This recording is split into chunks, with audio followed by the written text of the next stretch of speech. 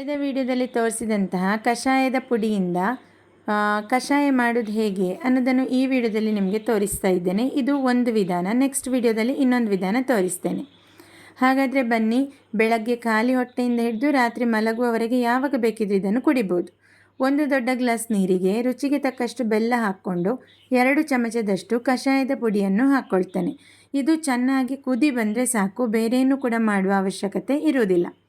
ನಂತರ ಈ ರೀತಿಯಾಗಿ ಕುದಿದು ಸತ್ವ ಬಿಟ್ಟಂತಹ ಕಷಾಯವನ್ನು ಸೋಸಿಕೊಂಡು ನಿಮಗೆ ಬೇಕಾದ ಸಮಯದಲ್ಲಿ ಇದನ್ನು ಸವಿಬಹುದು. ನೀವು ಡಯೆಟ್ ಮಾಡ್ತೀರಿ ಅಂತಾದರೂ ಕೂಡ ಖಂಡಿತ ಇದು ಆರೋಗ್ಯಕ್ಕೆ ತುಂಬ ಉತ್ತಮ ಪಾನೀಯ. ಕಾಫಿ ಚಹಾದ ಬದಲು ಇದನ್ನು ಕುಡಿಬಹುದು. ಹಾಗೆ ಇದನ್ನು ಇನ್ನೊಂದು ರೀತಿಯಾಗಿ ಕೂಡ ತಯಾರಿಸಿ ನಾವು ಕುಡಿಬಹುದು. ಅದು ಹೇಗೆ ಅನ್ನೋದನ್ನು ನೆಕ್ಸ್ಟ್ ವಿಡಿಯೋದಲ್ಲಿ ನಿಮಗೆ ತಿಳಿಸ್ಕೊಡ್ತೇನೆ.